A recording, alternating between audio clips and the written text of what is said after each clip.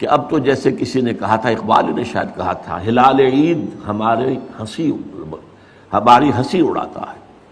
یہ ہلال عید جو آتا ہے ہم پر ہنستا ہے. یہ روزے رکھے ہیں انہوں نے، روزہ رکھتے ہوئے جھوٹ بولتے رہے، روزہ رکھتے ہوئے سودی لین دین کرتے رہے، روزہ رکھتے ہوئے جو غیبتیں کرتے رہے. یہ روزے تھے جو اب عید منانے جا رہے ہیں شوق سے. ہلال عید ہماری ہنسی اڑاتا ہے. اسی طرح یہ عید الاستقلال جسے آپ نے کہا، یہ اب ہماری ہنسی اڑاتی ہے. یہ اس لیے پاکستان بنایا تھا. یہ ہے وہ پاکستان جس کا خواب اقبال نے دیکھا تھا اور جناح نے دکھایا تھا خواب. تو واقعہ یہ ہے کہ ہم اس میں بری طریقے سے ناکام ہو چکے ہیں. چنانچہ تلخ ترین بات ہے، یہ اپنا جواز کھو چکا ہے، اور اب اس کا وجود اور اس کا بقا تک بھی نہایت مخدوش ہے.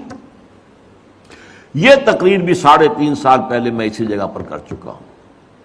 پاکستان کے وجود کو لاحق خطرات و خدشات، صرف ایک ہفتے بعد کی تھی میں نے، 22 فروری کو کی تھی وہ، کہ موجودہ عالمی حالات میں اسلام کا مستقبل کیا ہے. دین کی حیثیت سے فوری طور پر اور مستقبل قریب میں اسلام کا کوئی مستقبل نہیں.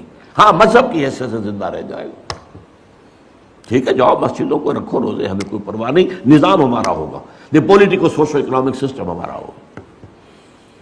اسی طریقے سے میں نے ایک ہفتے بعد 29 فروری کو اسی سال تقریر کی تھی، پاکستان کے وجود کو لاحق خطرات و خدشات.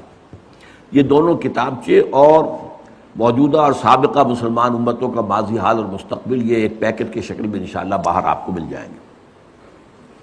بہرحال اب صورتحال میں نے پھر آپ سے کہا ہے، میری ان دونوں تقریروں میں مایوسی کا غلبہ ہے، لیکن آج میں وضاحت کر رہا ہوں یہ مایوسی ہے موجودہ حالات اور قریب کے مستقبل کے اعتبار سے. جس کو میں نے مستقبل بعید کہا ہے اس سے میں مایوس نہیں ہوں. اور جب تک بھی چاہے پاکستان کے بارے میں خدشات ہیں اور دنیا پیشن گوئیاں کر رہی ہے، سن 2010 میں، 2020 میں، 2015 میں پاکستان کے نام سے دنیا میں کوئی ملک نہیں ہوگا، لیکن یہ کہ جب تک سانس تب تک آس. محنت کرنی ہے، جد و جہد کرنی ہے، کوشش جاری رکھنی ہے. بڑی پیاری حدیث ہے حضور کی صلی اللہ علیہ وسلم کہ جس وقت قیامت کا سور پھونک دیا جائے گا، اس وقت بھی اگر کوئی بندہ مومن اگر کوئی درخت لگا رہا ہو تو اسے درخت لگانا چاہیے.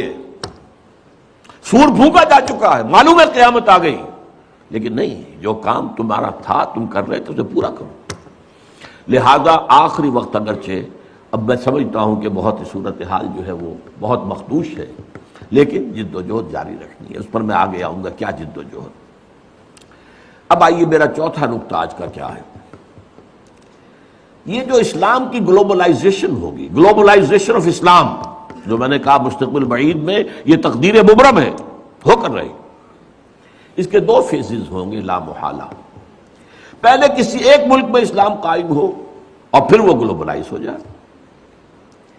اب نوٹ کیجئے اصل بات جو آج کہہ رہا ہوں پہلی مرتبہ، یہ جو ہمارے ہاں 2 شخصیتوں کے بارے میں احادیث آئی ہیں پیشن گوئیاں، حضرت مہدی سلام علیہ اور حضرت عیسیٰ کا بارے دیگر نزول، ان دونوں کا تعلق گلوبلائزیشن آف اسلام سے ہے.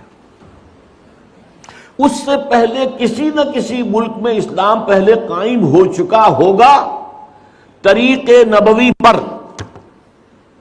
جد و جہد سے، عمل سے، کوشش سے، انقلابی جد و جہد سے، ریولوشنری اسٹرگل سے، جان نثاریوں سے، قربانیاں دے کر اسلام پہلے کہیں قائم ہو چکا ہوگا.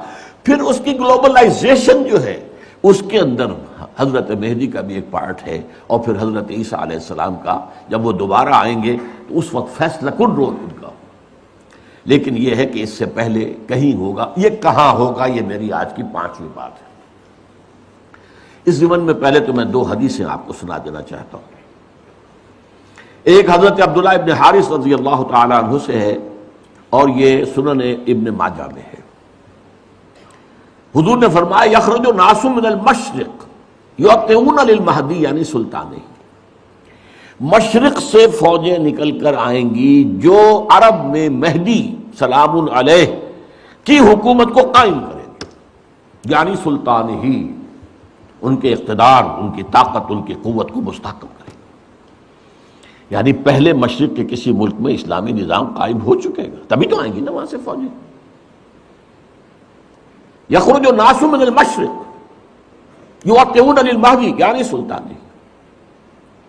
اور دوسری حدیث جو ہے اس کے راوی حضرت ابو ہریرہ ہے رضی اللہ تعالی عنہ، اور یہ جامع ترمذی کی روایت ہے. یخرج من خراسان رایات سود لا يردها شيء حتى تنصب بإيلیا. خراسان کے علاقے سے سیاہ جھنڈے لے کر فوجیں چلیں گی، ان کا رخ کوئی نہیں موڑ سکے گا یہاں تک کہ وہ ایلیا میں یعنی یروشلم میں بیت المقدس میں جا کر جھنڈے گاڑ دیے جائیں گے. ان دو حدیثوں کے اعتبار سے نوٹ کیجئے. ایک حدیث میں خراسان کا لفظ ہے، یہ خراسان بزرگ کہلاتا ہے اصل میں، نوٹ کر لیجئے. میں نے ایک مرتبہ ایک جو آئے تھے یہاں چارج افیئرس جو ہیں ایران کے، ان سے پوچھا خراسان کس ملک کا نام ہے؟ انہوں نے کہا ہمارے ہاں ایک صوبہ ہے خراسان. میں نے کہا نہیں، یہ خراسان. ان کا خراسان بزرگ، وہ جو اولڈ گریٹر خراسان تھا اس میں افغانستان پورا، ایران کا ایک حصہ جو اب بھی خراسان کہلاتا ہے، ایک صوبہ شمال مشرقی صوبہ ہے وہ. اور یہ جو ابھی ریاستیں آزاد ہوئی ہیں یو ایس ایس آر کی تحلیل کے بعد، اور ایک کنڈا اس کا پاکستان میں بھی ہے. پاکستان کے جو شمالی علاقے ہیں، مالا کنڈ کی جو پہاڑی ہے اس سے آگے لے کر چترال تک، یہ بھی در حقیقت یوں سمجھیے، بلکہ میں نے ایک دفعہ اس کی مثال دی، جیسا بڑا کڑھایا ہوتا ہے، اس کے ادھر بھی کوئی کنڈا ہے، ادھر بھی کنڈا، ادھر سے پکڑیں گے ادھر سے پکڑیں گے. تو خراسان جو ہے اس کڑھائے کے مانند تھا، جس میں کہ سارا افغانستان سوائے اس کے چھوٹے سے جنوبی حصے کے جسے سیستان کہتے تھے اس وقت، باقی پورا افغانستان، اور یہ جو ریاستیں ہیں ازبکستان وغیرہ اور کرغیزستان وغیرہ، اور پھر یہ کہ ایک کنڈا ایران میں، موجودہ ایران میں، اور ایک کنڈا پاکستان میں. اور دوسری حدیث میں مشرق کا لفظ آیا ہے. اب ذرا تجزیہ کیجئے کہ مشرق میں نمبر 1، عرب کے مشرق میں نمبر 1 ایران ہے، نمبر 2 افغانستان ہے یا خراسان کہہ لیجئے، نمبر 3 پاکستان ہے، نمبر 4 بھارت ہے. بھارت بھی تو مشرق میں ہے نا. اب اس کا تجزیہ کیجئے. جہاں تک ایران کا تعلق ہے، اگرچہ اس وقت تک تو صورت یہ ہے کہ ماننا پڑتا ہے کہ اگر کچھ ہمت، کچھ جرأت کا مظاہرہ کیا ہے تو صرف اہل تشیع نے کیا ہے. سنی مرے ہوئے ہیں، سنی بری طریقے سے سن ہو چکے ہیں. سنیوں کو یہ سبق پڑھا دیا گیا ہے، حاکم فاسق و فاجر ہو اطاعت کرنی ہے تم نے بس، الا یہ کہ کفر کا حکم دے. اسے کیا پڑھی ہے کفر کا حکم دے گا؟ وہ خود کفر کرے گا، وہ کرے محل کے اندر جو چاہے کرے. تم نے اطاعت ہی اطاعت کر دی. سارے بادشاہ بیٹھے ہوئے ہیں، کسی کا بال بیکا نہیں ہوا. ایرانیوں نے اٹھا کے شہنشاہ کو پھینکا، بھگایا وہاں سے، اور اسے جو ہے امریکہ تک نے پناہ دینے سے انکار کر دیا. یہ حال کیا انہوں نے دکھائی ہے نا کچھ ہمت جرأت. اس وقت بھی ایک ہی ملک ہے جو ڈٹ کر بات کر رہا ہے اسرائیل کے خلاف، واحد ملک ہے مسلمان ملک. اس اعتبار سے تو واقعہ یہ ہے کہ ایران کی بڑی اہمیت ہے اس وقت. لیکن میں افسوس کے ساتھ کہہ رہا ہوں، ایران کے ساتھ 2 ڈرا بیکس ایسے ہیں. ایک تو اس کے اندر نسلی برتری کا احساس بہت ہے، عربوں کو وہ حقیر سمجھتے ہیں. اور نمبر 2 یہ کہ مذہبی تنگ نظری جو ہے، مولویانہ جعفریت جو ہے وہ ان کے رگوں کے اندر سرایت کیے ہوئے، تو براڈر آؤٹ لک نہیں آ رہا.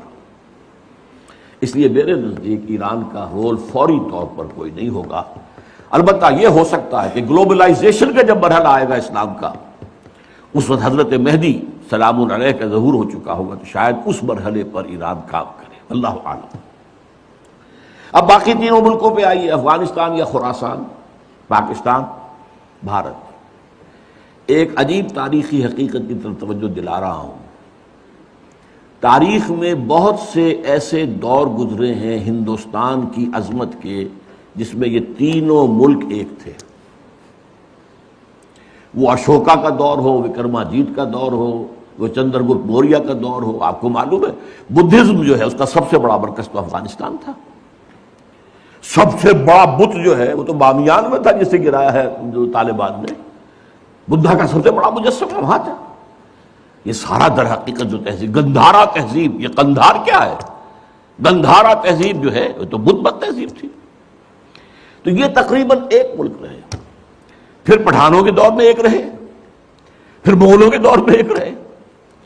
اور میں اب تاریخی بات یاد دلا رہا ہوں, کوسی جن نے کہا تھا یہ 1971 میں جب یہ بنگلہ دیش کا ہمارا فال ہوا ہے, اس کی تجویز تھی کہ ایک حکومت قائم کی جانی چاہیے, the United States of the Great Indian Peninsula, اس میں افغانستان, پاکستان, بھارت, بنگلہ دیش کو شامل کیا جائے. بہرحال یہ چیزیں میں نے, اور اب جو کچھ ہو رہا ہے ظاہر بات ہے کہ جب ہمیں دیکھ لیا کہ کمزور ہو رہے ہیں, ان کے پاؤں تو لڑکھڑا ہی رہے ہیں, یہ تو خاتمے کے قریبی ہیں, تبھی تو امید ہو رہی ہے انہیں کہ کوئی کنفیڈریشن ہو جائے. اڈوانی صاحب نے کھل کر کہا, آج سے پہلے تو کسی نے نہیں کہا تھا, ابھی ہمارے پاؤں جمے ہوئے تھے زمین میں, اب وہ لڑکھڑا رہے ہیں. بہرحال اس اعتبار سے ہم نہیں کہہ سکتے کہ یہ تینوں ملک جو ہیں ان میں سے اللہ تعالیٰ, ظاہر بات ہے کہ پہلے تو ہمیں سب سے زیادہ توقع جی پاکستان ہی سے تھی, پاکستان اسی لیے بنایا گیا تھا, اس میں ہم فیل رہ چکے ہیں. It has to be admitted. ہم اپنا وجہ جواز کھو چکے ہیں, نظام دیت ختم ہو چکا ہے.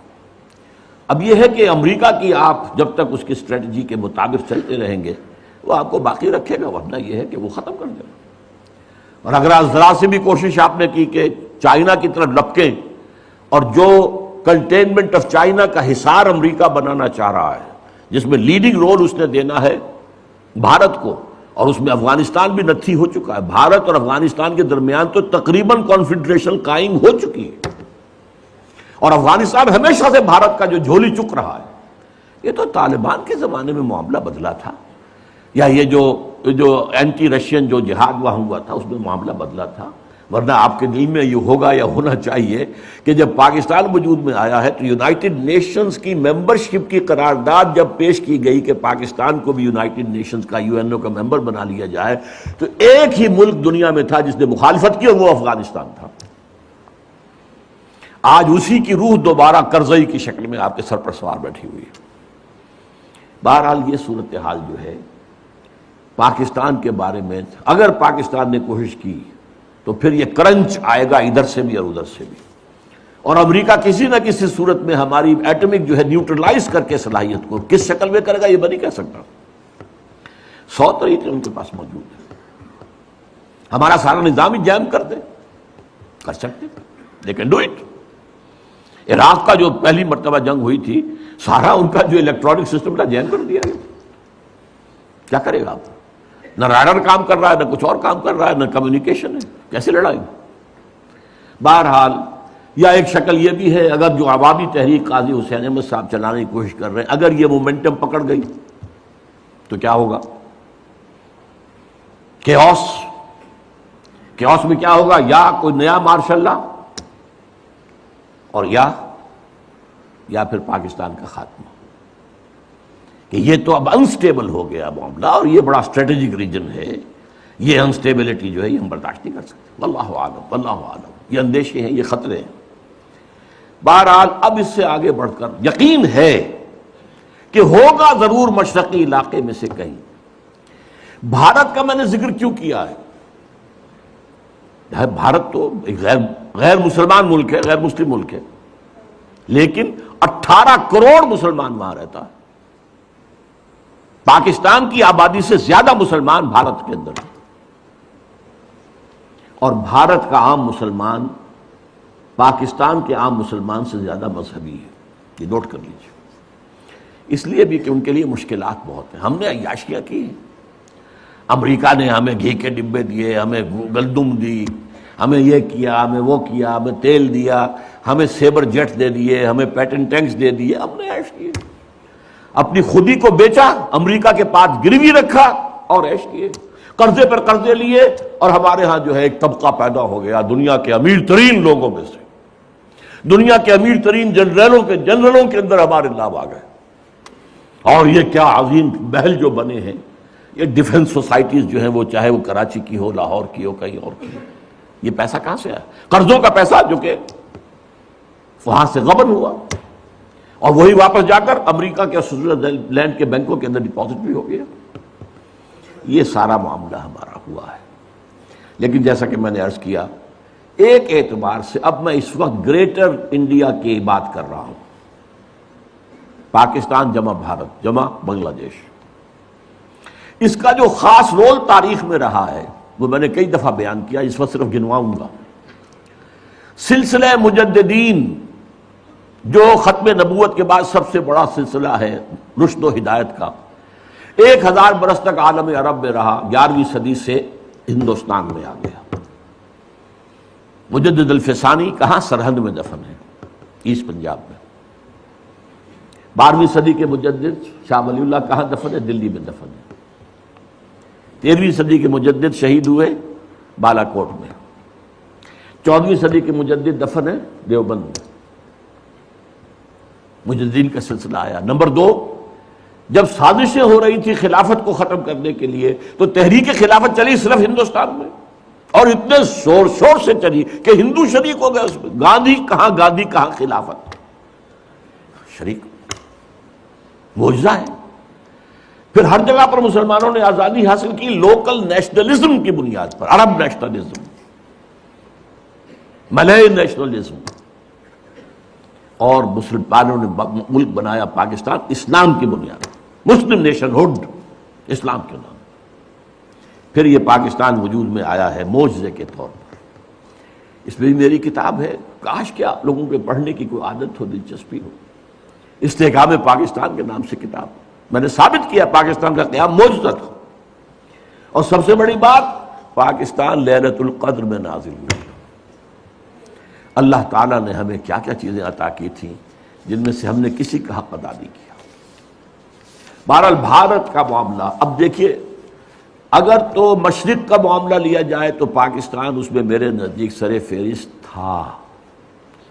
اب بھی میں رائٹ آف نہیں کر رہا ہوں، ہو سکتا ہے پاکستان میں یہ پہلے بھی ایک معجزے سے قائم ہوا تھا اور اب بھی ہو سکتا ہے معجزہ ہو جائے، پھر دلوں کو یاد آ جائے پیام سجدہ، اور پھر جبیں خاک حرم سے آشنا ہو جائے، ہو سکتا ہے، پھر دلوں کو یاد آ جائے گا پیغام سجود، پھر جبیں خاک حرم سے آشنا، ہو سکتا ہے معجزے کے طور پر ہوگا۔ حالات اس کی طرف کوئی امید افزا صورتحال ہمیں نہیں دکھا رہے۔ اب آئیے یہ ہوگا کیسے؟ اس کیسے کے پہلی بات تو یہ ہے کہ پہلے کیسے ہوا تھا ویسے ہی ہوگا، اور اس کیسے کے 2 حصے ہیں۔ پہلے افراد کو تیار کرنا، افراد میں انقلاب برپا کرنا، دین کو افراد پر قائم کرنا، پھر افراد کا جمع ہو کر ایک طاقت بننا، اور کفر سے اور الحاد سے اور مادہ پرستی سے اور باطل سے اور طاغوت سے ٹکرا کر، جانے دے کر اللہ کے دین کو قائم کر دینا۔ تو یہ 2 مرحلے ہیں۔ پہلے انسان معرزوست، پہلے انسان تو لاؤ بھائی، یہ جو زیروز ہیں ان سے کیا بنے گا؟ آدمی لاؤ، وہ آدمی جن میں یقین ہو دل کے اندر، وہ آدمی جن کا کردار پختہ ہو، وہ آدمی جن کی زندگی جن کے دل سے ہر آرزو نکل جائے سوائے اللہ کی رضا کے اور آخرت کی فلاح کے۔ آؤ لاؤ، آدمی لاؤ۔ یہ پہلا مرحلہ ہے۔ 12 برس تک مکے میں یہ کام ہوا ہے، اور میں ابھی پرسوں جمعے میں تقریر کر چکا ہوں۔ اس کے لیے عنوان کیا ہے؟ جہاد بالقرآن۔ یہ بھی مکی دور کے درمیانی زمانے کی صورت ہے، سورۃ الفرقان، جس کی پہلی آیت کیا ہے؟ تبارک الذی نزل الفرقان علی عبدہ لیکون للعالمین نصیرا، اور پھر آگے چل کر فرمایا فلا تطع الکافرین وجاہدہم بہ جہادا کبیرا۔ اے نبی، آپ ان کافروں کی باتوں میں نہ آئیے، چکنی چپڑی باتیں کر رہے ہیں، یہ کوئی مصالحت اور مفاہمت کی باتیں کر رہے ہیں، آپ بالکل دھیان نہ دیں، مت مانیں، اور اس قرآن کے ذریعے سے جہاد کیے جائیے، کیے جائیے، کیے جائیے، کیے جائیے، جہاد کبیر۔ تو پہلی بات یہ ہے کہ پہلے بھی یہ ہوا تھا تو قرآن سے ہوا تھا۔ دوسرا مرحلہ افراد کی تیاری کے بعد، وہ میں آج زیر بحث نہیں لاؤں گا۔ اس کے لیے میری کتاب جو ہے منہج انقلاب نبوی کا مطالعہ کیجئے، اللہ آپ کو ہمت دے، توفیق دے، یا اس کے خلاصے کے طور پر انقلاب، رسول انقلاب کا طریق انقلاب پڑھیں، ورنہ بات بہت لمبی ہو جائے گی۔ پہلے ہے انسانوں کا بدلنا، انسانوں کو بدلنا، اور وہ قرآن کے ذریعے سے بدلا ہے۔ اتر کر حرا سے سوئے قوم آیا اور ایک نسخہ کیمیا ساتھ لایا۔ هو الذی ينزل علی عبدہ آیات بینات لیخرجکم من الظلمات الی النور، تاریکیوں سے نکال کر نور ایمان میں لانے والی شے یہ قرآن ہے، آیات بینات ہے قرآن۔ تاریکیاں بہت ہیں، نور ایک ہی ہے، نور ایمان واحد، ہمیشہ قرآن میں واحد آئے گا، انوار کہیں نہیں آیا۔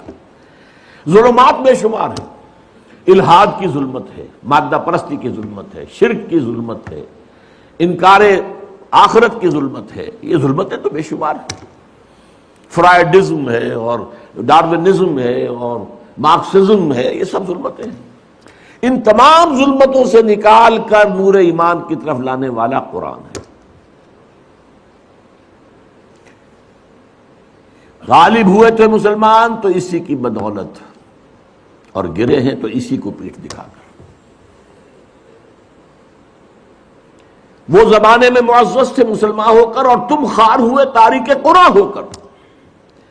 میں جب 5ویں جماعت کا طالب علم تھا تب میں نے یہ شعر پڑھا تھا، اس وقت سے میرے ذہن کے کسی سب سے نچلی سطح پر یہ کندہ ہو گیا تھا، جیسے پتھر میں کوئی چیز جو ہے کندہ ہو جائے۔ میری پوری زندگی جو ہے اس کے بعد جو بھی خدمت قرآن میں گزری ہے، میں سمجھتا ہوں اس میں اس شعر کا جو میرے تحت الشعور کی گہری سطح کے اندر جو ہے ثبت ہو گیا تھا، اس کا اثر ہے۔ اس کو پھر فارسی میں جو کہا اقبال نے، خار از محجوری قرآن شدی، شکوہ سنجے گردش دوران شدی، اے تو شبنم بر زمین افتندئی، در بغل داری کتاب زندئی۔ اے امت مسلمہ تو خار ہوئی ہے، وہی ضربت علیہم الذلۃ والمسکنہ، قرآن مجید کو چھوڑنے کی وجہ سے تو ذلیل و رسوا ہوئی ہے۔ خارج محجور یہ قرآن شدی، اور گردش دوراں کا شکوہ کرتے ہو خام خواہ، اور اب بھی تمہارے پاس کتاب زندہ موجود ہے۔ اے تو شبنم بر زمین افتندئی، اے وہ قوم، اے وہ امت جو سب شبنم کی طرح زمین پر پڑی ہوئی ہے، اور لوگ اسے اپنے پاؤں تلے روند رہے ہیں، ننگے پاؤں چل رہے ہیں گھاس پر، تاکہ شبنم سے ان کے پاؤں جو ہیں وہ نم ہوں، شبنم کے موتیوں کو توڑ رہے ہیں وہ اپنے پاؤں سے۔ اے تو شبنم بر زمین افتندئی، در بغل داری کتاب زندئی۔ تو عروج پر، بام عروج پر پہنچایا عربوں کو قرآن نے۔ زوال کیوں ہوا امت کا؟ قرآن کو چھوڑ کر۔ اب اس کو سمجھیے، اس کا تجزیہ کیجئے۔ ہم یہ بھی کہہ سکتے ہیں کہ ہمارا زوال ہوا ضعف ایمان کے باعث، اور ضعف ایمان کا سبب قرآن سے دوری، اس لیے کہ ایمان حقیقی، قلبی یقین والا ایمان، اس کا منبع اور سرچشمہ صرف اور صرف قرآن۔ اچھا ایسا ہوا کیوں؟ یہ جو باتیں اب میں آپ کو بتا رہا ہوں، یہ میری ایک اور کتاب کے مباحث ہیں، دعوت رجوع القرآن کا منظر اور پس منظر۔ وہ تو میں آج یہاں چاہتا تھا کہ یہاں پہ لایا جائے تاکہ آپ لوگ اس کتاب کو فوری طور پر خرید لیں، لیکن یہ ہے کہ معلوم ہوا کہ ہمارے ہاں آؤٹ آف سٹاک ہے، اس وقت وہ کتاب ہے نہیں، مجھے افسوس ہوا۔ بہرحال قرآن سے دوری کیوں ہوئی؟ اس کے دو سبب تھے جو اس کے آغاز میں ہوئے۔ پہلا نیچرل تھا، جب وہ تحریک تھی، جد و جہد تھی، ابھی جہاد جاری تھا، تو زیادہ ضرورت ایمان کی تھی، یقین کی تھی۔ جب اسلام ایک ریاست بن گیا، اب زیادہ اہمیت قانون کی ہو گئی۔ اب اسلام بنیاد ہے، ریاست کا شہری کون ہے؟ مسلمان۔ ایمان تو دل کی ایک شے ہے نا، چھپی ہوئی شے ہے، وہ نہ گنتی میں آئے نہ تول میں آئے۔ ایمان پر سے توجہ ہٹی، اسلام پر جم گئی، قرآن پر سے توجہ ہٹی اور فقہ اور حدیث پر جم گئی۔ قانون شریعت کے اصل منبع، اگرچہ پہلے تو ایسے ہے کہ سب سے پہلی سورس قرآن ہے، یہ قرآن کا تو بہت تھوڑا سا حصہ ہے کہ جو فقہی مباحث پر مشتمل ہے۔